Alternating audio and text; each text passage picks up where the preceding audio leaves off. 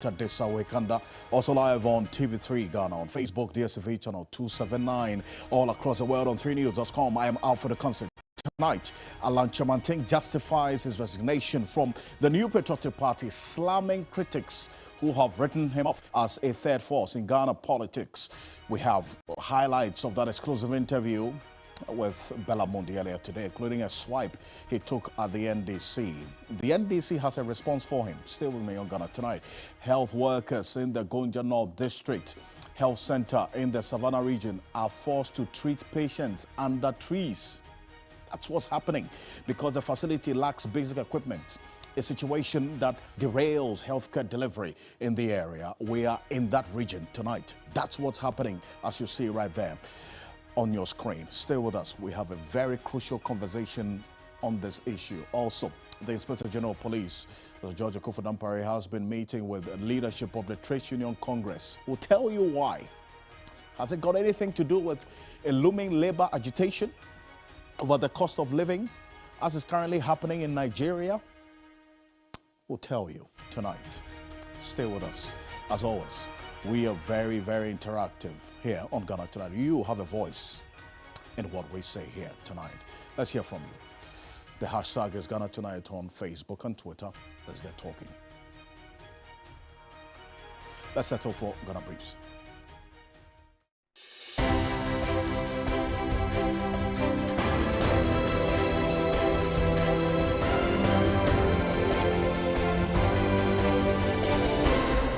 Independent presidential aspirant Alan Chamanting says he has taken strong exception to the NPP's posturing towards his resignation from the party. The party at a news conference on Tuesday described his decision as disappointing at a time when they were engaging him on his concerns. I have a strong reservation with the description that I left the party clandestinely. To put a negative slur on the fact that I did not inform the party, it's a bit strange for me. Why do we have to have a public discussion on who I talked to about exiting from the party? Okay. Is that a subject matter that we should have a discussion on?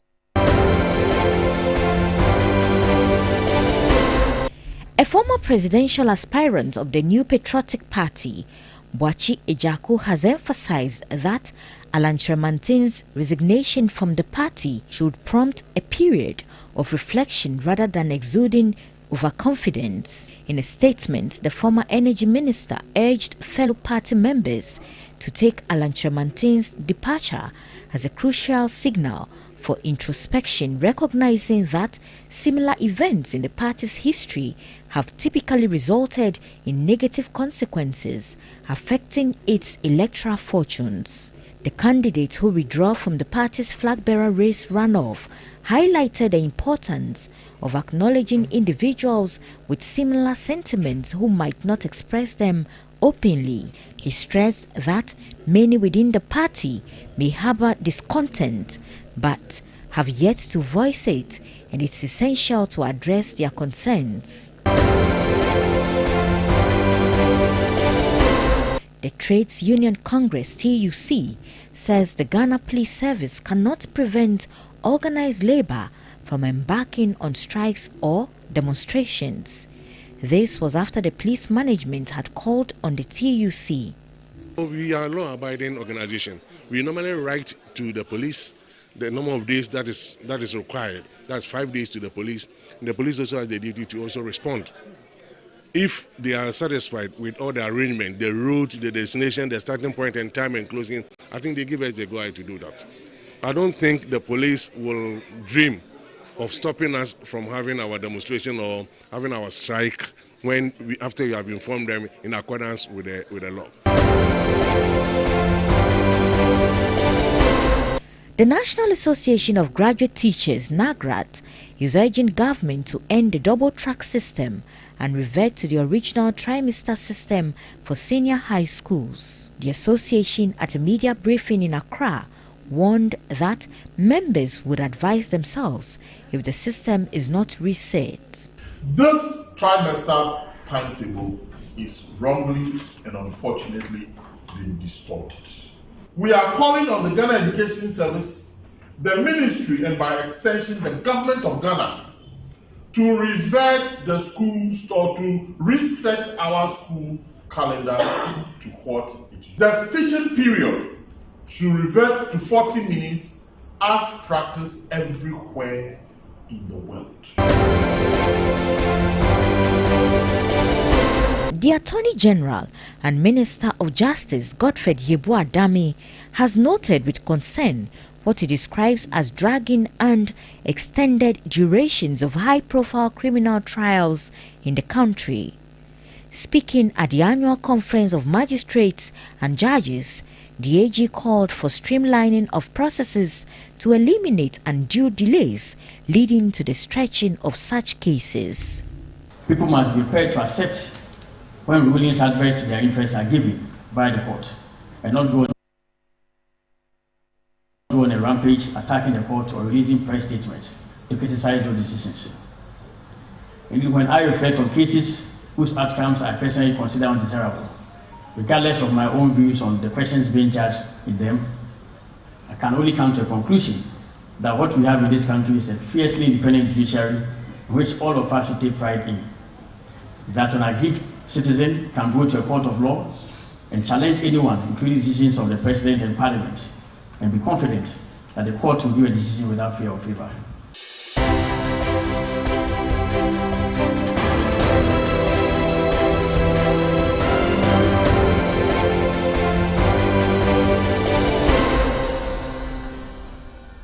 Well, there's more news on 3news.com. Make some time and visit 3news.com. Coming up next on Ghana Tonight, Alan Chamantin justifies his resignation from the New Patriotic Party, slamming critics who have written him off as a third force in Ghana politics. We have highlights of that exclusive interview with my colleague Bella Mondi earlier today.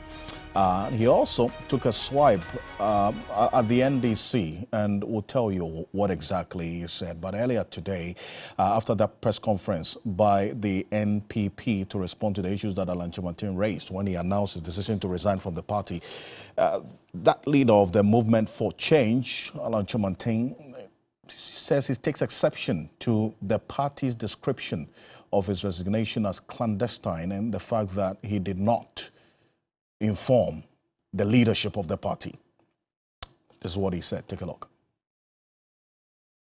I have a strong reservation with the description that I left the party clandestinely. To put a negative slur on the fact that I did not inform the party, it's a bit strange for me. Did you inform at least some of the other leaders of the party? For example, former President Why do we have to have a public discussion on who I talked to about exiting from the party? Okay. Is that a subject matter that we should have a discussion on? Well, so that's Alan Chamantin there. And they recall that the party at a news conference described his decision to resign as premeditated and so on. Apart from that, Alan Chamantin also took exception to the posture of the party and also the point that he raised about the response that they gave. Well, there have been questions about whether Alan Chamantin is going to make any significant impact with this decision that he's taking. Now, let's do a quick recall of some persons who have broken away or politically divorced their mother parties and gone to form either a political party or a movement, at least in the past. A few persons. Take a look. Charles Sereko Brobe was a founding member of he is a founding member of the NPP, broke away from the party to form the United Ghana Movement in 1996. The impact of that particular decision we all do know. And Gositano, also a founding member of the NDC, if you recall, in 1999, parted ways with the NDC to form the National Reform Party, citing issues of corruption. And they did not make any significant impact in an election that they took part in. Obeda Samoa, if you recall, also a former chair of the NDC, broke away from the NDC to form the Democratic Freedom Party. That party got 0.3% in the 2008 presidential election. He as we do know, later rejoined the NDC in 2011. Obedasoma came back and said the NDC is maturing politically, so he came back. Now, the Nana Kudedu Ajiman Rawlings, first lady between 1992 and 2000, broke away from the NDC in 2012 to form the National Democratic Party. We all do know the poor showing in the election that took part in. But Alan Kojo Chamanting is the latest to fall within this category of persons who broke away from their political parties to form either a movement, as we've seen in the case of Alan Chamanting, or a political party. It's not a very good record, at least when it comes to the impact analysis and the number of votes that they get when they take part in elections. So let's subject it to some conversation. We'll come to what he said about the NDC, but Dr. Jonathan Asantiochiri is a senior political analyst and also a lecturer at the University of Cape Coast. I thank you so much for joining us here on Ghana Tonight, Dr. Asantiochiri. First of all, I see that what difference really does Alan Chamanting bring to this impact analysis of persons who have either broken away from the party to form a movement or a political party in the past, as we have just shown? Does he have that charisma, the persona, the verb, and we're talking about that he can really make any impact in the politics that we're practicing in the country? Well, let me say good evening to our viewers. It is not that simple and easy to break away, become an independent candidate, so to speak, and think that you can make the needed impact. I think that Alan resonates well with the youth, resonates well with the aspirations of many support base of, for example, the MPP that are disgruntled. And I think that most often than not, we haven't come across an independent candidate of the caliber of Alan. If you ask me, we haven't come across such a personality. And the point too is that I think he come across as someone who is quite attractive. And the fact is that the leadership, the current leadership, you need to also appreciate different dynamics of the period. The current leadership, the current crop of the MPP leadership, as far as government is concerned, not necessarily the party, the government is concerned, I think that there are many people who are really, really disappointed with the kind of leadership that has been provided. So when you have quite a sizable number of disgruntled who are quite apathetic and they wouldn't want to vote for the opposing party, then they would just be looking for another means of venting their spleen on the leadership of the party they belong to. And I think that Alan appears to be one who is very available. So you see that, unlike in the past, you wouldn't have had an independent candidate, so to speak. So what the voter apathy will happen is that they are not going to vote because they wouldn't want to go and vote for the opposing party. But they won't give you their vote. So you are not going to get a necessary percentage. I am of the view that the dynamics are quite different today. And I think that the apathetic voters will rather want to vent their spleen on the current leadership, whoever emerges as the leader of the MPP, by voting for Alan as a way of identifying themselves with Alan. And I think that much as the MPP presser, for example, as was done yesterday, sought not to create an antagonism, but of course it also sought to poo-poo everything that Alan had said. And it's as if they had every answer to Alan's problem. And it meant that Alan did not really have a problem, and that it may have been other motivations that might have kicked him out. Now, this time around, too, with respect to social media, availability of the traditional media, I think that carrying across his message to the masses will be very much easier than it used to be. So the time, the space, the contribution, the factors are quite different. And Alan also comes out as someone who is quite serious and will want to prosecute a certain agenda. While you may write him off, so to speak, that he may not be able to win. I'm one of those persons. I don't think he can win elections because winning elections in this country, you need a lot more to be able to do so. But he is betting his hopes on the youth, whom he has classified as, about 55% as far as the 2020 elections, is concerned. And so he's betting his hopes on that.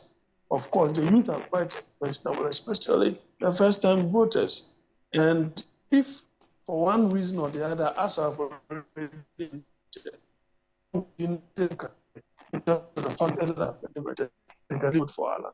So we need to appreciate the fact that there is another thing too. We need to appreciate the fact that Alan is quite resourceful. He is quite resourceful. And I'm very sure that he may be able to appeal easily to his financiers, and they will really want to come on board. The other thing too is that once he appears quite serious, I am foreseeing, for example, minority parties, the likes of the PMP, for example, which does not seem to know exactly where they are headed. I mean, they can easily come on board. The numbers may not be quite attractive, but the mere fact that you have a cluster of minority parties joining forces with Alan, that in itself could create a different dynamic altogether. And I'm of the view that this kind of independent candidate may not be as previously witnessed. As was the case, but Dr. Chache, you see, there are some also who make the argument that with what's happening in the MPP now, it was just bound to happen. No surprise, because the party failed to decisively deal with the factions within the party, the Kufuor, Alan faction, the Nanado faction as well, which is playing out now and has gotten to the point where it has had to push Alan Kyerematen out. True? Oh, certainly. It was bound to happen because people have entrenched positions and entrenched interests. You see, there is that simmering tension between the Achim support base of the party and the Ashanti support base of the party, because the two are struggling to gain control over the soul of the party. And Alan certainly was the one, representing the other side in terms of the Ashanti support base. And of course, Dr. Bawumia then becomes the compromise candidate for that team base, because there is even a document to that effect, as if everything has been planned and is stage managed. So these factions have not been dealt with, and it was bound to happen. It's bound to happen, you say. Dr. Jonathan Asantewotwe, thank you. Thank you so much for joining us and with your quick inputs on this matter. Dr. Jonathan Asantewotwe is a senior political analyst, also a lecturer at the University of Cape Coast, joining us with his thoughts on this. But on that bit about the disgruntled members or persons who are not too happy about the happenings in the party, you recall Boakye Jarko, he was one of 10 persons who sought to lead the party as his flag bearer. After the super delegates or the special delegates Congress, he was part of the 6. Between him and Francis Adainimo, they had the same number of votes and there had to be a tiebreaker. And he said, you know what, party, don't worry yourself. I'm going to take myself out so that Francis Adainimo goes ahead. He has issued a statement today. Take a look. He says, at least my brother Alan Kyerematen has put his thoughts and feelings on paper for all to appreciate. How about the many who harbor similar and maybe more petulant sentiments in their hearts but are not openly expressing same? There are many in our party today who have, out of dismay, resigned in their hearts and are only waiting to walk away from us at the ballot box. That's Boakye Jarko's statement right there. It's just quite a long one, but this is the meat and the heart of the statement that he put out there earlier today and talk about the persons. It says, now it is the time to examine ourselves if indeed we are true and faithful to the tenets and values of the UP tradition. or we have metamorphosed into an ugly shadow of what we should be. These must become the urgent task ahead of us. It is that last part of this statement from Boakye Agyarko for the party to examine itself if indeed they are true and faithful to the tenets and the ideals of the UP tradition and by extension the MPP. Earlier, in fact, just about some months ago, I sat with the former president, John Ejekumo, who's also a founding member of the MPP. I asked him about the commitment to the ideals and the principles of the MPP, which Boakye Agyarko is talking about now. And this was his response. Take a look. Perhaps the commitment to the basic liberal democratic principles perhaps might not be as pure and the same as used to be. Say, even around 92. Now, I don't think that commitment is the same. The level of commitment to the party? Not to the party. But to the ideals, the principles that you upheld then? I may not say that the way I feel it. I don't sense the same strong commitment. I've likened commitment earlier times to almost a religion. I don't sense that now. What in your view could have contributed to this less commitment that you see to the ideals and principles of the party now as against what was the case in 1992? Well, I sense there's too much talk about factionalism within the group. If you're talking proper democracy and an inclusive one, you wouldn't emphasize factions. Once the practice of, say, selecting,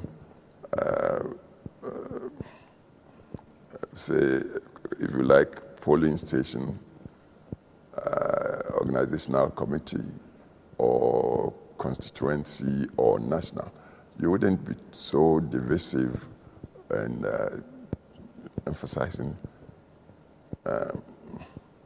faction. Oh, he belongs to that side, so no cooperation. You do that, you are dividing the force, the numerical force that you need for any democratic practice. See, you vote to pick a leader. There would be contests, there would be rivalries, but the whole idea of democracy is you go, of course, on condition that the electoral field would be level and the process would be truly free and fair. Once you've gone into the contest and the results come out, whether they came in your favor or against, you close ranks and you follow the winner, free and fair. Former President John Ejekumo there, and complementing a number of the things that Boakye Agyarko said in that statement, and we'll be recalling parts of this conversation because it's quite telling about some of the issues happening now here on Ghana Tonight in the subsequent days ahead of us. But coming up next, staying with this interview Alan Kyerematen had earlier today, the NDC has not taken kindly to comments by Alan Kyerematen that the party has no single campaign message. We'll hear from the NDC on this shortly. But this is the question that my colleague Bella Mundi asked Alan Kyerematen earlier today about the NDC, well, sympathizing with him, Alan Kyerematen, and the reasons why he pulled out from the party, that's the MPP, but also making the point that if he could not revive the Commander Sugar Factory, can he run this country? And this was his response. And I've already put forward a major blueprint, which is the Ghana Transformational, the Great Transformational Plan, yes. GTP. As I speak now, the NDC, I've not heard them talk about even one single policy. So how do you bring back NDC? To do what? As I speak now. Okay. To come and do what? Because they've not told us what they are coming to do. You are complaining about no jobs. Have you heard the NDC articulate even one policy? In recent times? Well, are you're talking before about, in recent times. Moving into the 2024. Because we are talking about going into the future. Yes, sir. In the case of the NPP, we've done a lot, but we have serious challenges with the economy now. The Minister of Finance, in my view, has not given us a credible program to get us out of the kind of crisis that we have now. Okay. And so when I talk about going beyond the duopoly, we also need a blueprint for transformation. And I've already put forward that blueprint. Well, so that's Alan Chimanting there to the NDC. Now, let's go on to the telephone. Felix Kwachofosu is spokesperson for John Mahama's campaign to election 2024. He's joining us. Thank you so much for your time, Felix Kwachofosu. So this is Alan Chimanting. He says, quote, that he has not even heard one policy proposal from you, the NDC. So bringing you back is not an alternative. What have you got to say to that? Well, it is very surprising to hear Mr. Chimanting speak this way. For somebody who says he has left the NPP, he still appears to have retained the NPP's penchant for peddling on truths and presenting them as facts. I'm not sure how Mr. Chimanting could have been in Ghana all this while and still hold on to the very, very false notions that Mr. Mahama or the NDC have not presented any policy alternative. In fact, if you listen to Mr. Chimanting carefully on Monday, you will note that he merely repeated some of the policy proposals that President Mahama has spoken about on many, many occasions. I refer you to Mr. Mahama's speech during the launch of his campaign for the NDC flag bearership contest in Ho last year. And it was quite clear that, among other things, he will reduce the size of government from the current bloated figures to under 70 ministers, or if you like, something in the region of 60 ministers. He also said that he will scrap ex-gratia payments. Mr. Mahama promised that he will carry out the most far-reaching and most comprehensive governance, constitutional, and institutional reforms in Ghana's history. Mr. Mahama has said that he would restore stability to the macroeconomy. He would tackle job creation and ensure that the economy is managed prudently, that natural resources are used in an equitable and judicious manner. This and many other things contain the various speeches that Mr. Mahama has delivered. Can leave nobody in doubt that he has been speaking to the issues that matter to the people of Ghana, and that he is prepared to hit the ground running the moment he is elected and inaugurated into office as president. Because there is a man who has been president before, and he knows the ins and outs of the presidency and how managing a country looks like, unlike Mr. Chimanting. So I'm not sure that Ghanaians have the appetite anymore for the deceptive rhetoric and politicking of the NPP, who Mr. Chimanting says he has left. So one is surprised that he continues to conduct himself in ways that may make NPP's behavior. But it is quite surprising. Mr. Kwachofosu, so this statement Alan Chimanting made earlier today, it's a chorus that the MPP itself has been singing for quite a while, that you don't have a message and that you not even propose one policy alternative. So it's not just limited to him, Alan Chimanting.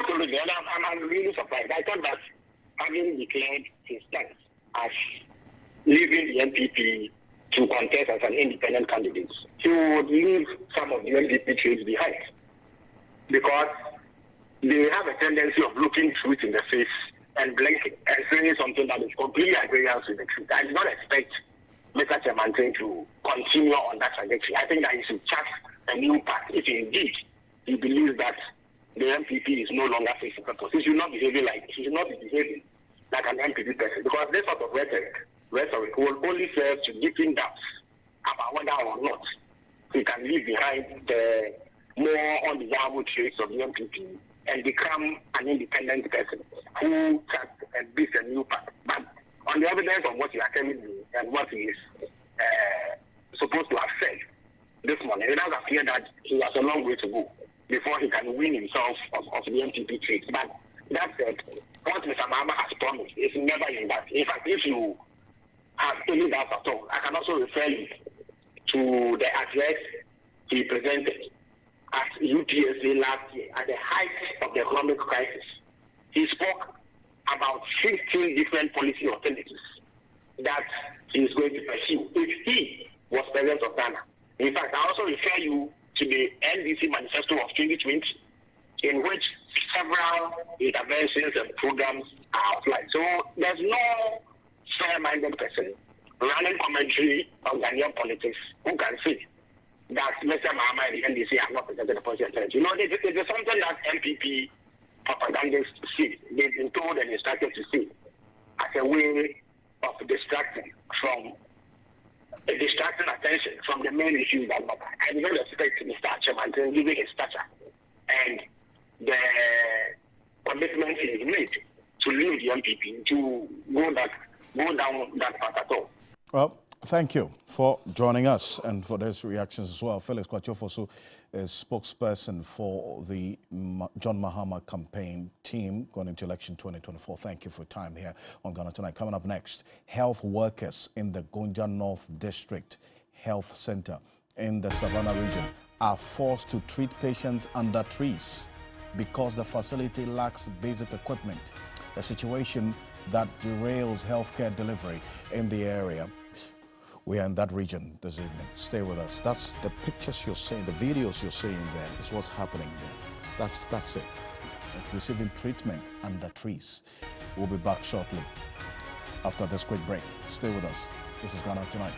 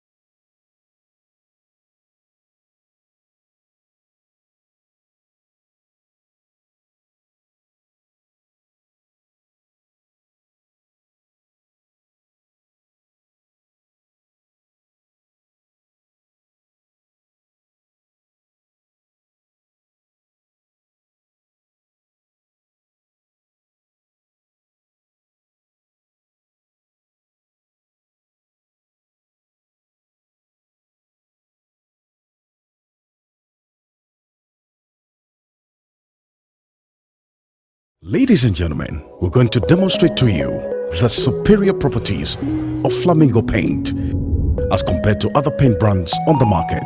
We take equal quantities of Flamingo paint and this ordinary paint. We then dilute them with water. And now, let the test begin. The gentleman on the left is going to apply the ordinary paint, and the gentleman on my right will use the Flamingo superior paint. As you can clearly see, Flamingo has the obvious better hiding. Furthermore, Flamingo has painted a much larger area. You know, one bucket of Flamingo paint is equal to several buckets of any other paint brand on the market. Flamingo paint is made with superior formulation to give superior durability, superior hiding, superior coverage. Flamingo paint, simply superior. The 2023 district level elections will be held on the 19th of December 2023 from 7 a.m. to 5 p.m. When you vote assembly and unit committee members into office, you give them the authority to plan, budget and implement decisions on your behalf, because district assemblies and unit committees are responsible for the development of the areas within their jurisdiction. The assembly determines how much to spend on essential services and infrastructure, for example, healthcare facilities, schools, sanitation services, public transportation, the supply of clean water, local economic development and security measures within the locality. There is no discrimination against eligible candidates and voters. We must endeavor to vote for the right candidate irrespective of gender, ethnicity or disability. A vote for the right candidate is a vote for development. All Ghanaian citizens of 18 years and above with valid voter ID cards should turn out in their numbers to vote for their preferred candidate. Political parties are not allowed in district level elections. Do not sell your vote to any political party undercover. Remember, district level elections happens once every 4 years. The time is now. Your vote is your power. Get involved. This message is brought to you by the Ministry of Information with support from the Governance for Inclusive Development Program implemented by GIZ and commissioned by the German Ministry of Economic Cooperation and Development. Everybody knows Acrobato. And if you know Acrobato, it means you know Endpoint Homeopathic Clinic. Endpoint Homeopathic Clinic is my pillar. Let's hear what others are saying about Endpoint Homeopathic Clinic. Who will be careful Endpoint one? Chesena me ankasa me period na say problems wom ntina ma wo ho idea ma me papa chesena nya asem ketewa na me point no mo hwe me modem no mo hwe bibia na so mo meduro me fire no ene ma won kra me enu foforo kwa na mkwan mu a eba head everything yourself me ma me no adwodwo eda ho a wontumi nante ene ne ko Endpoint o mama no nura ene ne ho idea watimi asori anante. That's Endpoint for you. Papa Acrobato. Hello. Hey, ohwehwe what chair. Okay. A free bra wo di Endpoint wa dance. I me call you no. Me just say my name koye and person my name nyina and me gina sebema na me be for there the one nyina jaresa. You heard everything. I have secret. Endpoint is my secret. Endpoint Homeopathic Clinic.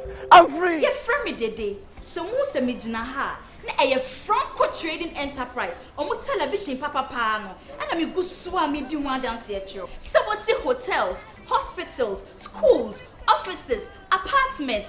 Sorry, now we pet TV papa e di abomu.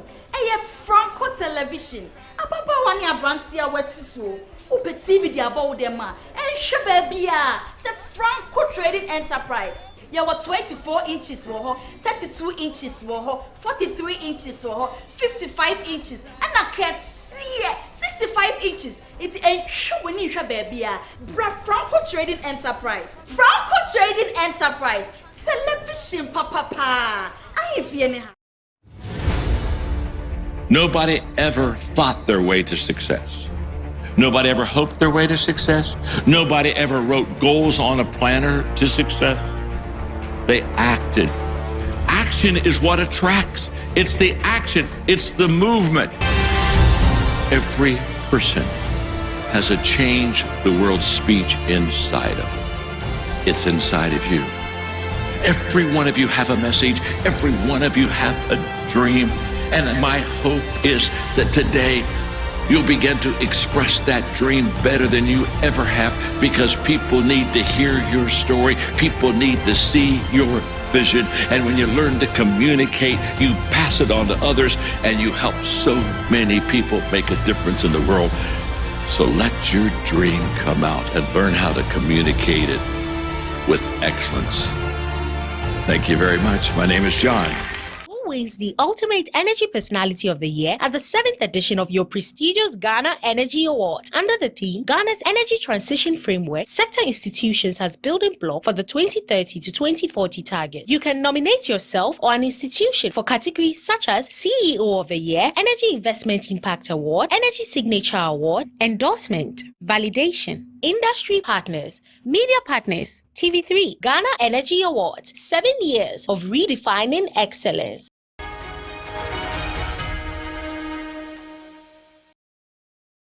Welcome back. This is Ghana Tonight. Now, you should count yourself lucky to have a bed assigned to you while on admission at the Daboya Health Center in the Savannah region, which is supposed to be one of the basic requirements. You're sick, go to the hospital, get a bed to sleep on to help you recover quicker.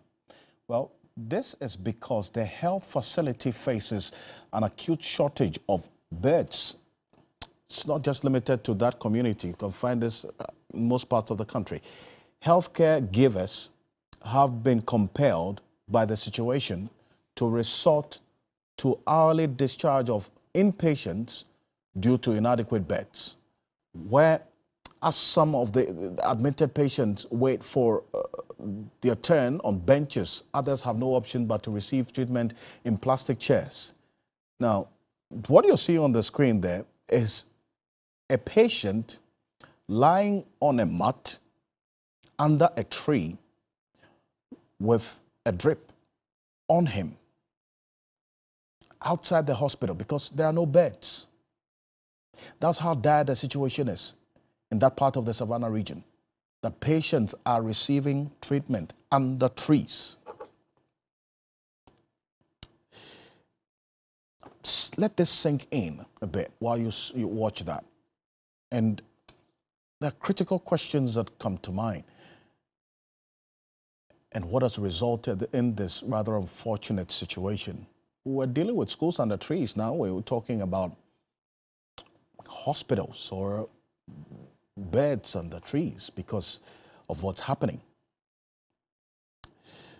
Our Northern Regional Correspondent and Savannah Regional Correspondent as well, Christopher Macon, has been crisscrossing these two regions, monitoring this situation. And in the Savannah region, this Gonja area, we caught wind of this. He's joining us on Zoom. Thank you so much, Chris, for joining us. Also with us is Dr. Kwame Esiedu Sapong, who is a fellow at the Center for Democratic Development, CDD Ghana. He's a health analysis expert. Joining us. Gentlemen, thank you. Chris, now, a bit more detail into what we just saw there. The gentleman who had drip on him receiving treatment under the tree outside of the hospital. Tell me a bit more about that. If you can unmute for me. Alfred, can you hear me now? Clearly. Okay, so the no bed syndrome is not only peculiar to the Daboya Health Center in the North Gonja district. It is also across the health centers in the district. The video there, which has the gentleman taking treatment or receiving infusion under the tree, is actually from Mankarigu in the same district. Now, the woman who is also receiving treatment in a plastic chair, that is a video from the Daboya Health Center. So it cuts across the entire district. So, Alfred, the real situation is that you get to the health facility, Daboya, for instance, the nurses there showed me folders of inpatients who have been admitted, and we're waiting for them to discharge some of the patients who are already on admission, so that there will be space for the others to come and also receive their treatment. Now, there are some videos also where some of the patients were waiting on benches. So you see them lying on benches waiting for their turn. They are on admission. They cannot go home, but they have to hang around, lie wherever they feel comfortable. Then when they do the discharges, then they will also go in and take their bed. So according to the healthcare providers, under normal circumstances, the patient must have a bed, be comfortable, then you give treatment. But in their case, it is a very difficult one because the beds are not there for them to even lie on. That gentleman from the Mankuma Health Center, there was another man who was also lying on a bench closer to him. He was also waiting for them to come and administer the infusions on him outside there.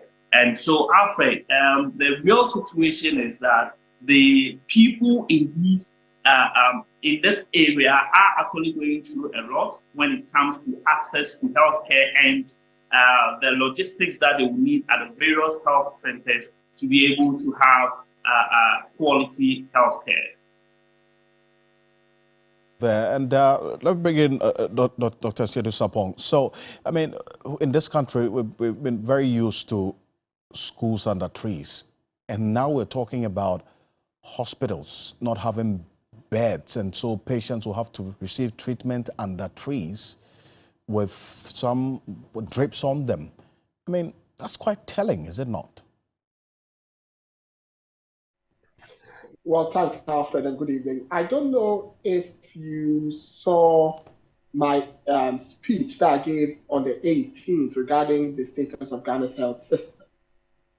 I did, in that speech, say that at every point in time, our health system is run by less than 45% of our intellectual health human resources because of politics.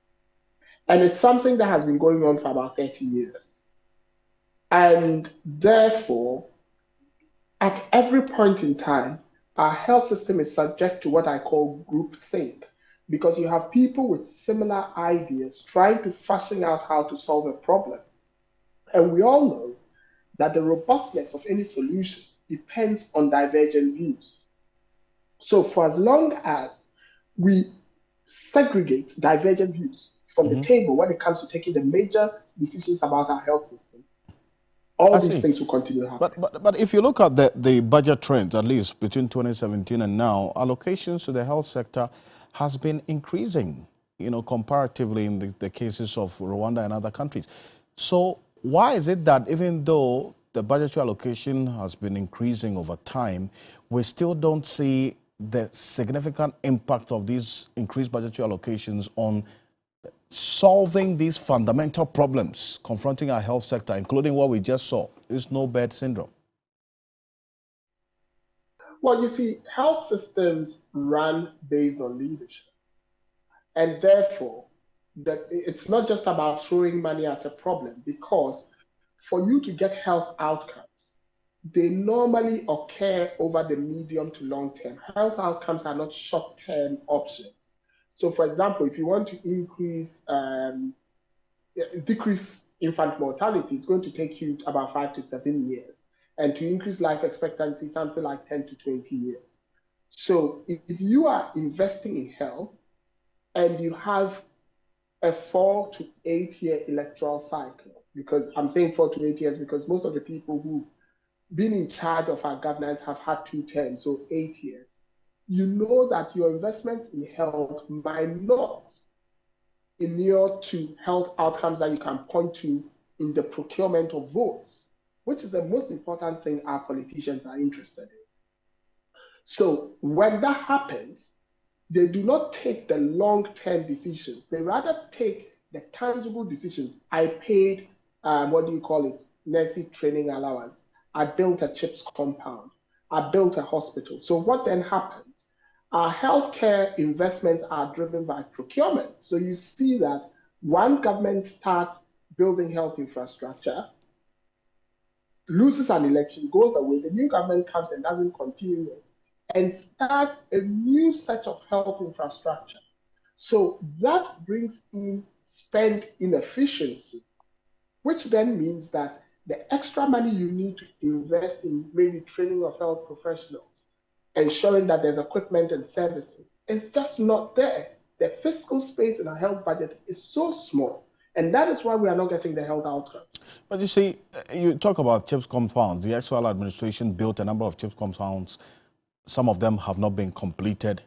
This government is also building 101 hospitals, Agenda 101 as well. So if in the midst of all this, we have these basic problems while we're still putting up all this infrastructure, Doc, so why is this thinking in the health sector going this way? It's just about putting up structures and not dealing with the fundamental problems like this. It is problematic, and I have said it so many times that it's problematic. Because the other thing you have to look at is health infrastructure require health human resources to run. What do I mean by that? If you build a hospital, you need doctors, you need nurses, you need pharmacists, you need biomedical scientists, you need technicians, you need orderlies. All these you have to train. If you are building 110 or 111 hospitals, do you have the health human resource to go around these 111 hospitals? So it's always like putting the cart before the horse. We need to train the health human resource. We need to make them available in numbers that, more importantly, we can employ. Because you also realize that we are training nurses, we've paid them trainee allowances, but when they get out, we cannot get them clearance to be employed. And yet we do not have the clearance and space to employ these nurses, but we are building new hospitals. Meanwhile, the existing hospitals still have shortages of health human resource. So when you look at all these things, I am not surprised that things are coming around about people being treated under trees and all that. Because the other thing is, are these health infrastructure being put in the right places, or they are being positioned for the procurement of votes? And therefore, there might be a place who are in dire need of health infrastructure and health human resource, but they are not getting it because they do not come in to the bigger picture of voter procurement. And that is something that we need to look at and we need to address seriously. Indeed. Dr. Thank you so much for your thoughts on this really rather worrying situation we're seeing in the Gonja area. Dr. Kwame Esiedu Sapong is a fellow of the Center for Democratic Development, CDD, also a health systems analyst. So you saw that. Christopher, so you are there, you've seen the situation. Did the authorities give you any indication as to what is being done to address this no-birth syndrome, which has led to people receiving treatment under trees? Yes, so Alfred, I engaged the district health director, and he tells me that just some 3 days before I arrived in the district, they had received some beds which were not adequate to be able to deal with the situation. And I also engaged the member of parliament for the area, and he admitted that actually he is aware of the situation in the constituency, and so he has also procured some more beds, but they were yet to arrive in the district because they were still at the Central Medical Store in Accra.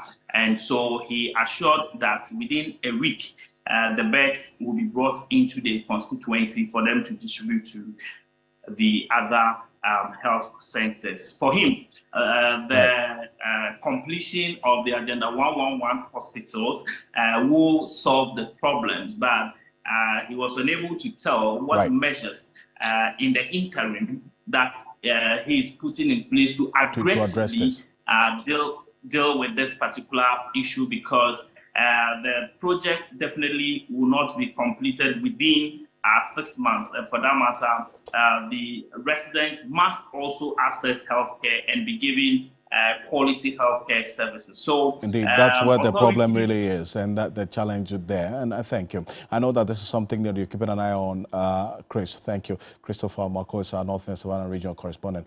And coming up next, we talk about the issue of the high cost of living, because we are feeling the pinch one way or the other there. And the TUC has also waded into this, indicating that the Ghana Police Service cannot stop them from embarking on any protests because of the increased cost of living. Stay with us. We'll be back shortly.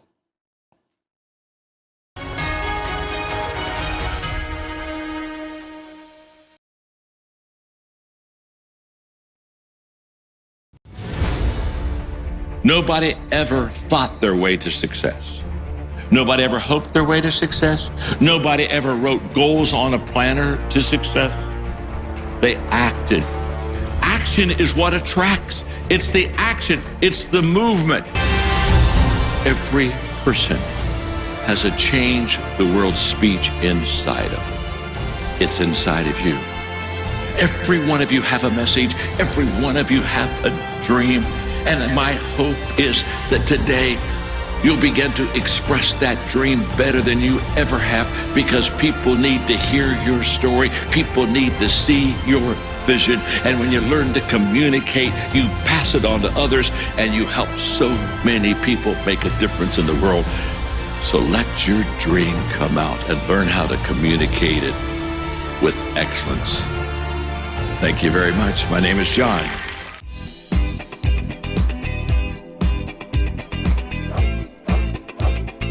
Get to win!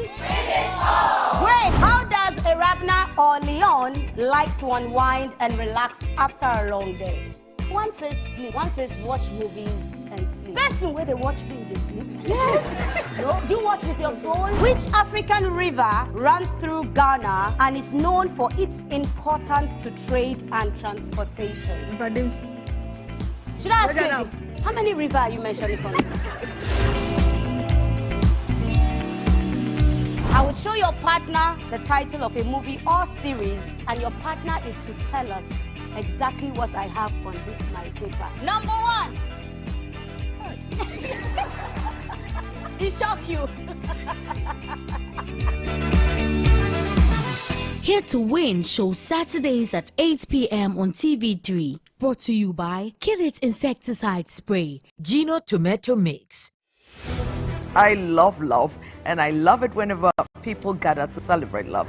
This marriage thing, is it good for me to just get a child or just impregnate a woman? Have children. Have 1 or 2 children. We need to understand that marriage is not a societal obligation. It is not something you do to fulfill somebody's agenda. Marriage is about purpose.